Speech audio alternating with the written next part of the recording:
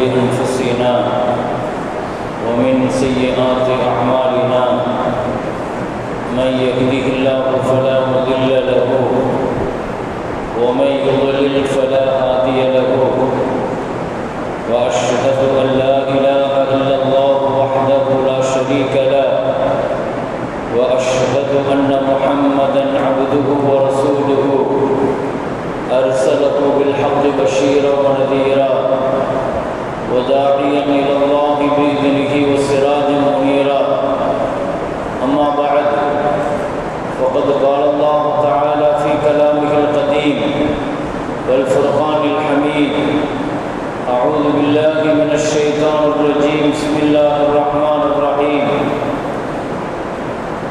اجعلني على خزائن الأرض إني حفيظ عليم وقال الله تعالى أيضا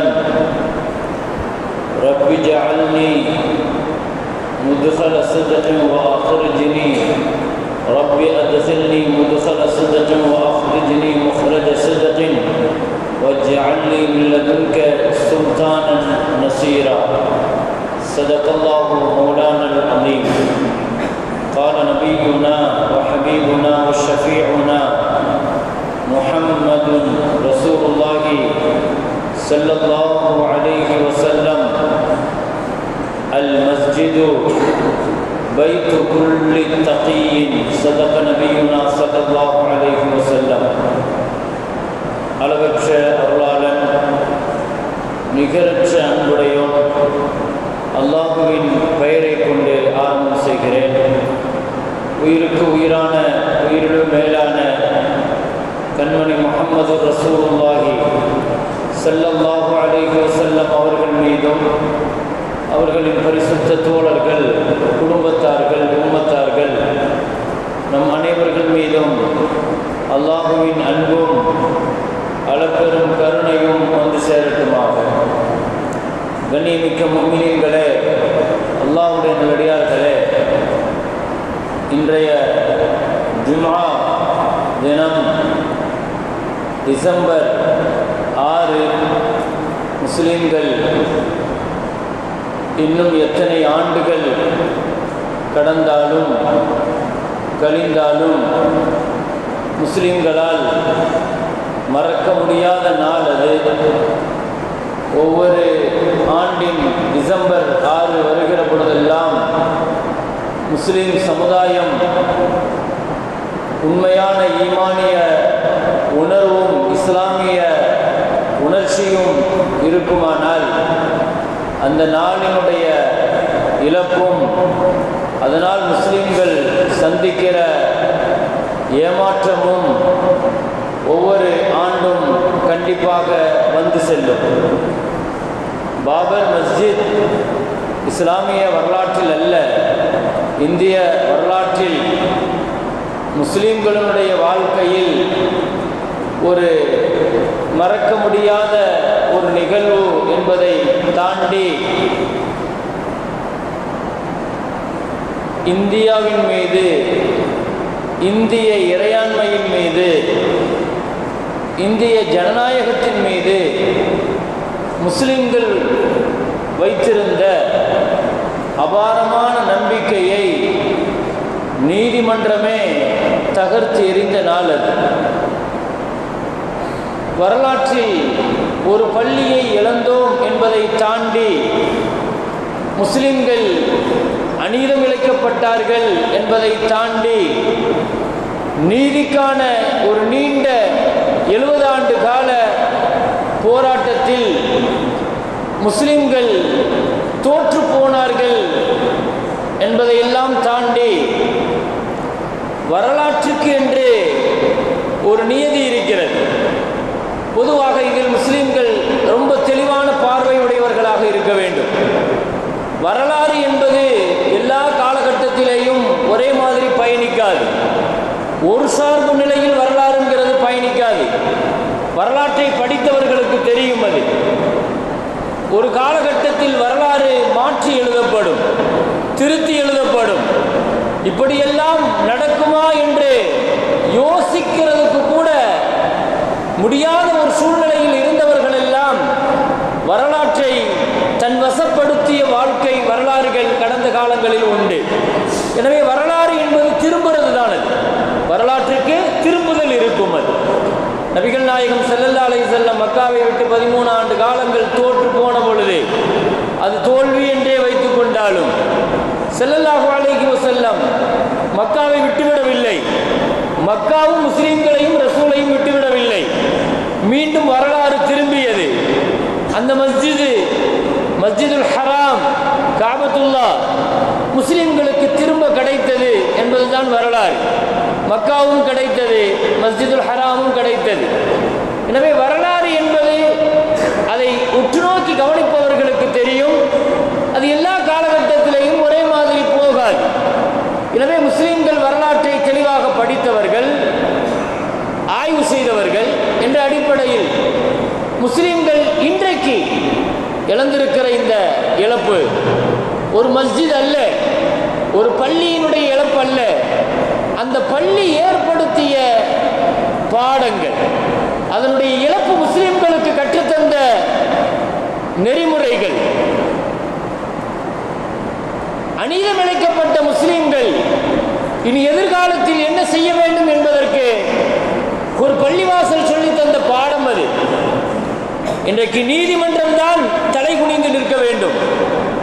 எழுதப்படாத ஒரு எந்த நீதிக்கும் கட்டுப்படாத ஒரு தீர்ப்பை கொண்டு 70 ஆண்டு கால பாபர் மஸ்ஜிதினுடைய நீதி போராட்டத்தில் பள்ளி தோற்று போகவில்லை, முஸ்லிம்கள் தோற்று போகவில்லை. நீதிமன்றமும் இந்தியாவினுடைய இறையாண்மையும் ஜனநாயகமும் தான் தோற்று போனது. இந்தியாவினுடைய மதச்சார்பின்மையும் தான் தோற்று போனது. அந்த நியதிகள் இப்போ அல்ல, அது 1919 எழுதப்பட்ட இந்த நீதிங்கிறது இனி ஒரு 100 வருஷம் கழிச்சு அந்த நீதியை படித்து பார்ப்பவர்களுக்கு அது எவ்வளவு பெரிய அளவுக்கு கேலியாக தெரியும் என்பதை ஒவ்வொரு காலகட்டம் டிசம்பர் 6 வருகிற பொழுதெல்லாம் முஸ்லிம்கள் மாத்திரம் அல்ல, அறிவுஜீவிகள் இதை விளங்கிக் கொள்வார்கள். எனவே நாம் இந்த வரலாற்று பின்னணியில் 1949 இதே மாதிரி ஒரு டிசம்பரில் இரவோடு இரவாக அந்த பள்ளிவாசலில் கொண்டு வந்து 500 ஆண்டு காலங்கள் பழமையான மஸ்ஜிதில் கொண்டு வந்து இரவோடு இரவாக அந்த இந்துத்துவ வன்முறையாளர்கள் சிலைகளை வைத்து அதன் பின்னணியில் பள்ளிவாசல் மூடப்பட்டு வழக்குகள் நடந்து ஒரு கட்டத்தில் 92 அது வன்முறையாளர்களால் மிக மோசமாக அது இடிக்கப்பட்டு பின்பு 30 ஆண்டுகளுக்கு பின்னால் இடித்தவர்களுக்கே இடம் சொந்தம் என்ற புதிய விதியை எழுதப்பட்ட வரலாறு இந்தியாவில் நடந்தது. அதன் தொடர்ச்சியாக இன்றைக்கு அடுத்தடுத்து ஊபியில் நடக்கிற பள்ளிவாசல், காசி, மதுரா என்று அடுத்தடுத்த பள்ளிவாசலுக்கான அவர்களுடைய திட்டங்களை நோக்கி போய்கொண்டே இருக்கிறார்கள். சரி, அல்ஹம்துலில்லாஹ். இப்போ நம்ம முஸ்லீம்கள் இதிலிருந்து விளங்க வேண்டிய சில பாடங்கள் இருக்கிறது, சில படிப்பினைகள் இருக்கிறது. ஏன்னா முஸ்லீம் சமுதாயம் ஒரு 30 வருஷத்துக்கு பின்னால இருந்த ஒரு நிலைங்கிறது வேற. இன்றைக்கு முஸ்லீம்கள் அல்லாஹ்வுடைய கிருபையில இந்த 30 வருஷத்துல நிறைய மாற்றங்கள் ஏற்பட்டிருக்கிறது. ஒரு நிறைய விழிப்புணர்வு ஏற்பட்டிருக்கிறது. இயக்கங்களும் அமைப்புகளும் அரசியல் ரீதியான முன்னெடுப்புகளும் முஸ்லீம் சமுதாயத்தினுடைய விழிப்புணர்வுங்கிறது. ஏன்னா இந்திய முஸ்லீம்களை பொறுத்த வரைக்கும் 2ஆ தான் பிரிக்கணும். டிசம்பர் 92க்கு முன்னால உள்ள முஸ்லீம்கள், டிசம்பர் 92க்கு பின்னால் உள்ள முஸ்லீம்கள், இப்படித்தான் முஸ்லீம்களுடைய வாழ்வை பிரிக்க முடியும். இந்த 35 வருஷத்துல கிட்டத்தட்ட முஸ்லீம்களுடைய நிலைங்கிறது, இந்த பாபர் மஸ்ஜித் ஒரு பள்ளிவாசல் முஸ்லீம்கள் கொடுத்துட்டாங்க. இதை தாண்டி நம்ம என்ன யோசிக்கணும்னா, அது கடந்து வந்த பாதைகள்ல நம்ம நிறைய இழப்புகளை சந்திச்சோம், நிறைய கலவரங்களை சந்திச்சோம், நிறைய உயிரிழப்புகள், நிறைய பொருள் இழப்புகள் இந்த சமுதாயம் எல்லா வகையிலையுமே. ஆனா மறுபுறத்தில் அதனால ஏற்பட்ட விழிப்புணர்வு உண்மையில் அதை யாரும் மறுக்க முடியாது. யாராவது அதை மறுக்கிறது சாத்தியமே இல்லை. ஏன்னா 92க்கு பின்னால முஸ்லீம் சமுதாயம் காவல்துறைனா என்னன்னு தெரிஞ்சிச்சு, போலீஸ் ஸ்டேஷன்னா என்னன்னு தெரிஞ்சிச்சு, வழக்குனா என்னன்னு தெரிஞ்சிச்சு, கோர்ட்டுனா என்னங்கிறத முஸ்லீம் சமுதாயம் விளங்குச்சு. எப்படி அணுகணும்? ஒரு காலகட்டம் முஸ்லிம்கள் உணர்ச்சி பூர்வமானவர்கள், உணர்ச்சி பூர்வமா எதையாவது செய்வாங்க, இப்படியெல்லாம் முஸ்லிம்களின் மீதான ஒரு அவப்பெயர்களை உண்டாக்குவதற்கான முயற்சிகள்ல செய்து கொண்டிருந்தது மாறி அல்லாஹ்வுடைய கிருபையில் அறிவுபூர்வமாக எந்த ஒன்றையுமே உணர்ச்சி பூர்வமாக சிந்திக்காமல் தூர நோக்கான பார்வையாக முஸ்லிம் சமுதாயம் இனி எப்படி பயணிக்க வேண்டும். ஒரு பள்ளிவாசல் அல்ல, இன்னைக்கு அந்த ஒரு மஸ்ஜிதுக்கு பின்னால் இந்தியாவில் நமக்கு பாதுகாக்க வேண்டிய கிட்டத்தட்ட 5 லட்சம் பள்ளிவாசல்கள் இருக்குது. இந்த 5 லட்சம் பள்ளிவாசல்களை நம்ம இந்தியாவில் பாதுகாக்கணுமே. ஒரு மஸ்ஜிதினுடைய பின்னணியில் முஸ்லிம் சமுதாயம் அது முடங்கி போயிடக்கூடாது. மீட்டெடுப்போம், அதற்கான போராட்டம் இது எல்லாமே தொடர்ந்து முறையான முறையில் எல்லாமே சிறப்பாக அல்லாஹ்வுடைய கிருபையில. இப்ப நாம விளங்க வேண்டிய செய்தி என்னன்னா, இந்த இந்துத்துவ சக்திகள் முஸ்லிம்களுடைய மஸ்ஜிதுகளின் மீது சமீப காலங்களில் குறிவைத்திருப்பதை நீங்கள் எல்லாம் அறிவீர்கள். அடுத்தடுத்து என்ன ஒரு தவறான, இந்த சந்திரசூட்டுங்கிற ஒரு நீதிபதி இந்தியாவினுடைய உச்ச நீதிமன்றத்தில் ஒரு மிக மோசமான ஒரு முன்னுதாரணத்தை, யார் கொண்டு வந்து ஒரு பள்ளிவாசல்ல ஒரு கேஸ் கொடுத்தாலும் பள்ளிவாசல் விஷயத்தில் உடனே ஆய்வுக்கு ஒரு குழு அனுப்புறதுங்கிறது, அதுவும் மோபியில் இப்போ நடந்த சாம்பல் நடந்த ஜாமியா மஸ்ஜிதினுடைய விஷயங்கள்ல பார்த்தீங்கன்னா என்னைக்கு வழக்கு வந்துச்சோ அன்னைக்கே ஆய்வுக்கு ஆள் அனுப்புறது. இதெல்லாம் பெரிய அளவில் திட்டமிட்டு நடத்தப்படுகிற. இங்க நம்ம என்ன யோசிக்கணும்னா, இதன் பின்னணியில பின்னப்பட்டிருக்கிற மிக மோசமான சூழ்ச்சியை முஸ்லிம் சமுதாயம் சரியா விளங்கல். இந்த சூழ்ச்சியை முஸ்லிம் சமுதாயம் எப்படி எதிர்கொள்ளணும், இது அறிவுபூர்வமாக ஒரு காலகட்டம் இருந்துச்சு. நம்மள்கிட்ட அந்த மாதிரியான ஒரு அறிவு, விசாலமான ஒரு தெளிவு இல்லாமல் இருந்துச்சு. இன்னைக்கு ஒரு பெரிய அளவுல முதிர்ச்சி இருக்குது, என்ன செய்யணுங்கிறத யோசிக்கிற அளவுக்கு பக்குவம் இருக்குது. முஸ்லிம் சமுதாயம் இந்த உணர்ச்சிகளை தாண்டி இந்த பிரச்சனையை, இந்த பாபர் மஸ்ஜித், இதை தொடர்ந்து நடக்கிற இந்த பிரச்சனைகள்ல என்ன செய்யலாம் முஸ்லிம் சமுதாயம்? இனி வரக்கூடிய காலங்கள் அவர்கள் இதை நோக்கி தான் பயணிச்சுக்கிட்டே இருப்பாங்க. அவர்களுடைய நோக்கம் என்ன? முஸ்லிம் சமுதாயத்தினுடைய வரலாற்றை மாற்றி எழுதணும், முஸ்லிம் சமுதாயத்தினுடைய அடையாள சின்னங்களை அழிக்கணும், முஸ்லிம்களின் மீது இஸ்லாத்தினை சட்டங்களின் மீதான நெருக்கடிகளை கொடுக்கணும்.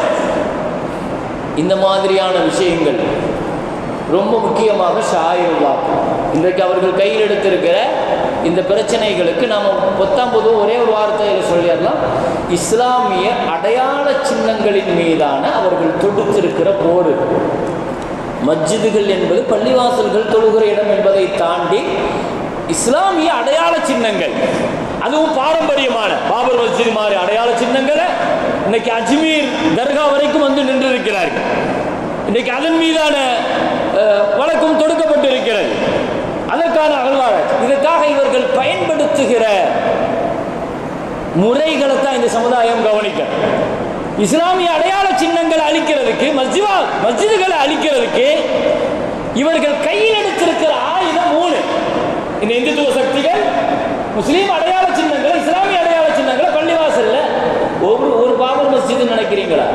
12,000 பள்ளிகளுக்கு மேல இதுவரைக்கும் இடித்திருக்கிறார்கள். 47க்கு பின்னால், 1947க்கு பின்னால கிட்டத்தட்ட மஸ்ஜிதுகள், இவர்கள் மஸ்ஜிதுகளை இடிப்பதற்காக கையில் எடுத்திருக்கிற இந்த 3 விஷயங்கள் தான். முதலாவதாக இவர்கள் கலவரங்கள். இதுவரைக்கும் இந்தியாவில் நடந்த எத்தனையோ கலவரங்களினுடைய பின்னணியில் எத்தனை மஸ்ஜிதுகள் இடிக்கப்பட்டது தெரியும். கலவரங்கள், அதை தாண்டி தொல்லியல் ஆய்வுங்கிற பெயர்ல, அகழ் ஆராய்ச்சிங்கிற பெயர்ல, அகழ்வாராய்ச்சியினுடைய அமைப்பை நிறைய பள்ளிவாசல்கள் இன்னைக்கு வரைக்கும் அவன் கையில் வச்சிருக்கிறான், அவன் கஸ்டடியில் வச்சிருக்கிறான். மூன்றாவதாக நீதிமன்றத்தினுடைய துணையை கொண்டு, நீதிமன்றம், அகழ்வாராய்ச்சி, கலவரங்கள், இந்த 3ஐயும் வைத்துக் கொண்டு இஸ்லாமிய அடையாள சின்னங்களின் மீது நடத்தப்படுகிற இந்த தொடர் தாக்குதல் முஸ்லிம் சமுதாயம் என்ன செய்யணும்? இந்த ஷாயிருல்லாக்களை, இந்த மஸ்ஜிதுகளை, அல்லாஹ்வினுடைய அடையாள சின்னங்களை பாதுகாக்கிறதுக்கு முஸ்லீம்கள் இனி என்ன செய்யணுங்கிறத யோசிக்கணும். என்ன செய்யலாம்? மஸ்ஜிதுகளை பாதுகாக்கிறதுக்கு நாம் இனி உள்ள காலங்களில் என்ன செய்யணும் என்பதுதான் இனி உள்ள காலங்கள் நாம் யோசிக்க வேண்டிய விஷயம். அதற்கு முதலாவதாக பெருமக்கள் சொல்லுகிற முதல் அறிவுரை இதுதான். முஸ்லீம்கள் எத்தனை பெரிய அளவில் வளமான வாழ்க்கையை பெற்றிருந்தாலும் சரி, அரசியல் ரீதியான ஒரு பெரிய சக்தியை பெறாத வரைக்கும், முஸ்லீம்கள் அரசியலில் பெரிய இடத்தை தொடாத வரைக்கும் முஸ்லீம்களுடைய அடையாள சின்னங்களை இனி உள்ள காலங்களில் பாதுகாக்கிறதுங்கிறது ரொம்ப ஒரு நெருக்கடியாகத்தான் இருக்கும். இன்னைக்கு நாம் யோசிக்க வேண்டிய விஷயம் முதலாவதாக இதுதான். முஸ்லீம்கள் அரசியல் ரீதியாக பலம் பெறணும். என்ன செய்யலாம்? முஸ்லீம்கள் அரசியல் ரீதியாக பலம் பெறுவதற்கு, அரசியல் என்பது முஸ்லீம்களுக்கு அப்பாற்பட்ட விஷயம் இல்லையே. முஸ்லீம்கள் அரசியலை நோக்கி பயணிக்கணும், அரசியல்ல வரணும். அடுத்தவர்களுடைய ஆதரவை மாத்திரம் தொடர்ந்து சொல்லிக் கொண்டிருக்கிறதல்ல அரசியல். இது ஒரு காலகட்டத்திற்கு சரி, எல்லா காலகட்டத்திற்கும் அது பொருந்தி போகிறதல்ல. நான் இந்தியா முழுக்க, தமிழகம் முழுக்க முஸ்லீம்களை கொண்டு வந்து ஒரு பெரிய தலைமையில் அப்படி யோசிக்கிறதுங்கிறது பிராக்டிக்கலாகவும் அல்ல. முஸ்லீம்கள் அரசியல் ரீதியான பலமுள்ளவர்களாக தங்களை மாற்றிக்கொள்வதற்கு சாத்தியமான வழிகள் என்னங்கிறத யோசிக்கணும். அதுக்கு முன்னால் முதலாவதாக நான் சொல்ல விரும்புவது, திருக்குர்ஆன் முழுக்க ரப்புல் ஆலமீன் அல்லாஹு தஆலா முஸ்லீம்களுக்கு ஆன்மீகத்தை கற்றுக் கொடுக்கிறது போல அல்லாஹ் பல இடங்களில் அரசியலையும் அல்லாஹ் கற்றுக் கொடுக்கிறார். அரசியல் என்பது முஸ்லீம்களுக்கு அந்நியப்பட்டதல்ல. திட்டமிட்டு முஸ்லீம்களை அரசியலில் இருந்து தூரப்படுத்தியிருக்கிறார்கள். அரசியல் என்பது அது முஸ்லீம்களுக்கு அவதூறான வார்த்தை கிடையாது.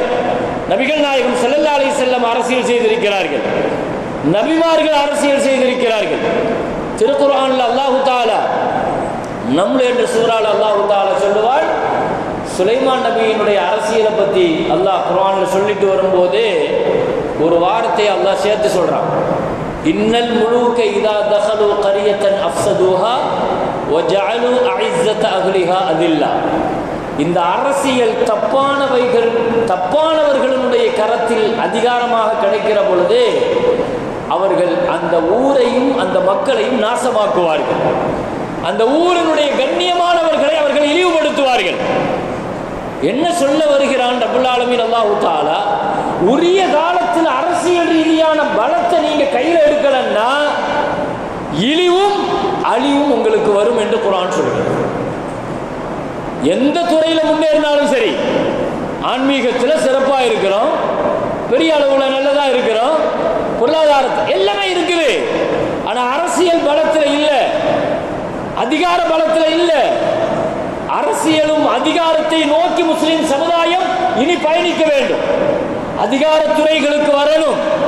துறை சார்ந்த பல்வேறு டாக்டர்கள், இன்ஜினியர்கள் இதையெல்லாம் தாண்டி இனி உள்ள காலங்களில் முஸ்லீம்கள் தங்களுடைய இஸ்லாமிய அடையாள சின்னங்களை, மஸ்ஜிதுகளை பாதுகாக்கிறதுக்கு அரசியல் ரீதியாக பலமுள்ளவர்களாக நாம் ஆகணும். அதிகார மட்டத்திற்கு வரணும்.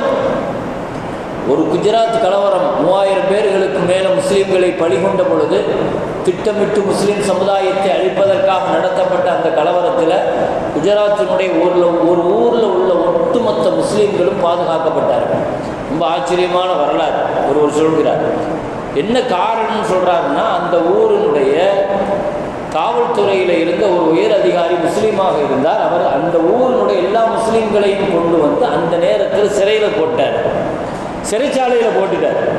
அந்த இடத்துல, அதிகார இடத்துல ஒரு முஸ்லீம் இருக்கிற பொழுது ஒரு பெரிய ஊரே பாதுகாக்கப்படுது, முஸ்லீம் சமூகம். அப்போ முஸ்லீம்கள் பல்வேறு விஷயங்களில் கவனம் செலுத்துகிற அதே நேரத்தில் அரசியல் ரீதியான நமக்கான ஆளுமை, அமெரிக்காவில் கருப்பினத்தவர்கள்னு சொல்லிட்டு இருக்கிறாங்க. இப்போ அவங்களுடைய நிலைகள் என்ன அப்படின்னு சொல்லி சொன்னால், அவங்க அமெரிக்காவில் 2 கட்சி தான் இருக்குது. ஒன்று குடியரசு கட்சி இருக்குது, இன்னொன்று ஜனநாயக கட்சி இருக்குது. அமெரிக்காவை பொறுத்த வரைக்கும் குடியரசு கட்சி இதுக்கு எப்பொழுதுமே அவங்க ஓட்டு போட மாட்டாங்க, கருப்பினத்தவர்கள். அதே மாதிரி ஜனநாயக கட்சிக்கு ஓட்டு போடுறதை தவிர இவங்களுக்கு வழியும் இல்லை. இதே நிலத்தை இன்னைக்கு முஸ்லீம்களுக்கு அரசியல் ரீதியாக முஸ்லீம்களுக்கு நிலை இன்னைக்கு இதுதான். முஸ்லீம்களுடைய இந்திய அரசியல்ங்கிறது என்ன நினைக்கிறீங்க? இன்னைக்கு இந்துத்துவம் போன்ற இந்த கட்சிகளுக்கு முஸ்லீம்களுடைய ஓட்டு தேவை கிடையாது. முஸ்லீம்கள் ஓட்டு போடுறதும் இல்லை, ஓட்டு போட போறதும் இல்லை அவர்களுக்கு. அதே சமயத்தில் தங்களை மதச்சார்பின்மை கட்சிகளாக காட்டிக்கொள்ளக்கூடியவர்களுக்கு ஓட்டு போடுறதை தவிர முஸ்லீம்களுக்கு இன்னொரு வழியும் கிடையாது. அன்னைக்கு அமெரிக்காவினுடைய கருப்பினத்தவர்களுக்கு என்ன நிலையோ அதே நிலைத்தான் இன்னைக்கு முஸ்லீம்களுடைய இந்திய அரசியல் நிலை. இன்னைக்கு எல்லா சமுதாயத்தினர்களும் ஓட்டு போடுவதற்கு அளவுகோல் இருக்குது. அவர்கள் பார்க்க முடியும். எதை பார்த்து ஓட்டு போடுறாங்க? கல்வி எப்படி இருக்குது, மின்சாரம் எப்படி இருக்குது, மருத்துவம் எப்படி இருக்குது, சாலை எப்படி இருக்குது, வருமானம் எப்படி இருக்குது, இப்படி பல்வேறு விஷயங்களை வச்சு அளவுகோலாக பார்த்து அவங்க ஓட்டு போடுறதுக்கான வழிமுறைகள் இருக்குது. முஸ்லீம்கள் அளவுகோல் என்ன? முஸ்லீம்கள் ஓட்டு போடுவதற்கான அளவுகோல் என்ன? கல்லறிகிறதுலேருந்து எப்படி நம்மளை காப்பாற்றிக்கிறது, கலவரத்திலிருந்து எப்படி நம்மளை காப்பாற்றிக்கிறது, வன்முறையான தீவிரவாதிங்கிற அவப்பெயர் பட்டத்திலிருந்து முஸ்லீம் நம்ம எப்படி காப்பாற்றிக்கிறது, இந்த மாதிரியான அளவுகோலை வச்சுதான் இன்னைக்கு முஸ்லீம்களுடைய ஓட்டு தீர்மானிக்கப்படுது, முஸ்லீம்களுடைய அரசியல் தீர்மானிக்கப்படுது. வெறும் ஓட்டு வங்கிகளாக மாத்திரம் இருக்கிறோம். ஆனா இது மட்டுமே தொடர்கதையாக இருந்தால் முஸ்லீம்கள் எதிர்காலத்தில் இது போன்ற பல பள்ளிவாசல்களை இழக்க வேண்டிய நேரிடும். இன்றைக்கு வக்ஃபின் மீது வைத்திருக்கிற, நான் ஏற்கனவே ஞாபகப்படுத்தினேன், வக்ஃபு சட்டத்தின் மீது வைத்திருக்கிற இந்த மிக மோசமான இந்த தாக்குதலினுடைய பின்னணியில் ஒரு பெரிய திட்டம் இருக்கிறது. வக்ஃபினுடைய அதிகாரத்தை எடுத்து நீதிமன்றத்தினுடைய கையில, அதிகாரத்துறையினுடைய கையில, ஒவ்வொரு மாவட்டத்தினுடைய கலெக்டருடைய கையில கொடுக்கப்படுதுன்னா இதனுடைய பின்னணியில ஒரு பாபர் மஸ்ஜிதுக்கு அவர்கள் காத்திருக்க வேண்டியது இருந்துச்சு. ஒரு பாபர் மஸ்ஜிதை முஸ்லிம்கள்ட்ட இருந்து இடிக்கிறதுக்கும் பிடுங்கிறதுக்கும் 70 வருஷம் காத்திருக்க வேண்டியது இருந்துச்சு. ஆனால் வக்ஃபின் மீது அவர்கள் வைத்திருக்கிற இந்த சட்டம் அமலுக்கு வந்தால் அவர்கள் ஒரு பள்ளிவாசலின் மீது வழக்கு போட்டால் நீதிமன்ற துணையை கொண்டு அடுத்த சொல்லி பள்ளிவாசலை ஆக்கிரமிச்சிட முடியும். இதனுடைய பின்னணியில் அவர்கள் எடுத்திருக்கிற மிக மோசமான இந்த திட்டங்களை எல்லாம் முஸ்லிம் சமுதாயம் விளங்கிக் கொள்ள வேண்டும். இனி உள்ள காலங்கள் முஸ்லிம்கள் அதிகாரிகளை, நீதிமன்ற நீதிபதிகளை தொடர்ந்து முஸ்லிம் சமுதாயம் பார்த்தாச்சு. அதிகாரத்துறையில் எப்படி இருக்கிறாங்க, நீதிமன்றம் எப்படி இருக்குது, ஆட்சி அதிகாரத்தில் முஸ்லிம் சமுதாயம் எந்த நிலையில் இருக்கிறாங்க. நாம் அந்த மட்டத்திற்கு அதிகார இடத்திற்கு இனி வந்தால் மட்டும்தான், ஆட்சிக்கான அந்த இடத்தில் முஸ்லிம் சமுதாயம் வந்தால் மட்டும்தான். இன்றைக்கு முஸ்லிம்களுடைய நிலை நான் இன்னும் தெளிவாக சொல்வதானால், அரசியல் ரீதியாக முஸ்லிம்களை இந்த இடத்தில் கொண்டு வந்து நிறுத்தியதற்கு இந்துத்துவ சக்திகள் ஒரு முக்கியமான காரணம் என்று சொன்னால், மறுபுறத்தில் முஸ்லிம்கள் அரசியல் இந்த இடத்துக்கு வந்ததற்கு மதச்சார்பின்மை கட்சிகள் என்று தங்களை காட்டிக் கொள்ளக்கூடியவர்களும் ஒரு வகையில் இதற்கு துணைதான் போயிருக்கிறார்கள் என்று சொல்ல வேண்டும். மிக கவனமாக முஸ்லிம்கள் அந்த அதிகாரத்துறைக்கு வராமல் பார்த்துக் கொள்கிறார்கள். 3% இடத்தை தந்துட்டு இப்படி ஒரு இமேஜ் அவர்களால் உருவாக்க முடியும். உங்கள்கிட்ட 3% நிரப்புறதுக்கு கூட உங்கள்கிட்ட ஆள் இல்லை இருக்கிறார்கள். ஆனா அப்படி ஒரு கேள்வியை கேட்டு இந்த முஸ்லிம்களே கேட்கிற அளவுக்கு செஞ்சிருக்கிறாங்க. நம்மள்ட்ட இந்த 3%க்கு ஆள் இல்லையே அப்படின்னு கேட்கிற அளவுக்கு பண்ணிருக்கிறாங்க. ஒரு 17% இருக்கிற இந்த இந்தியால 3% உங்களுக்கு தந்தா கூட உங்களால நிரப்புறதுக்கு ஆள் இல்லைன்னு சொல்லி முஸ்லிம்கள் கேட்கிற அளவுக்கான ஒரு வேலையை செஞ்சிருக்கிறாங்க. அரசியல் என்பது முஸ்லிம்களுக்கு அப்பாற்பட்டது கிடையாது. எப்படி சாத்தியமாகும் அரசியல் என்பது இன்னைக்கு முடிவு பண்ணி நாளைக்கு எம்எல்ஏவா எம்பியாக அப்படி அல்ல. இது அரசியல் ரீதியான இன்னைக்கு நம்மள்கிட்ட தரப்பட்டு இருக்கிற ஒரு மஹல்லா, ஒரு மஸ்ஜித், இன்னைக்கு எந்த சமூகத்திற்கும் அப்படி கிடையாது. இந்த கட்டமைப்பு கிடையாது. இப்படி ஒரு மஸ்ஜிது, இந்த மஸ்ஜிதை சார்ந்து இருக்கிற இந்த மஹல்லா, இது ஒரு சின்ன ரிப்பப்ளிக்னு சொல்லுவாங்க, ஒரு குட்டி குடியரசர். நமக்கு தரப்பட்டு இருக்கிற ஒவ்வொரு மஹல்லாவும் அது சின்ன ஒரு குடியரசர். நினைச்ச நேரத்தில் நினைச்ச செய்திகளை கொண்டு போக முடியும்.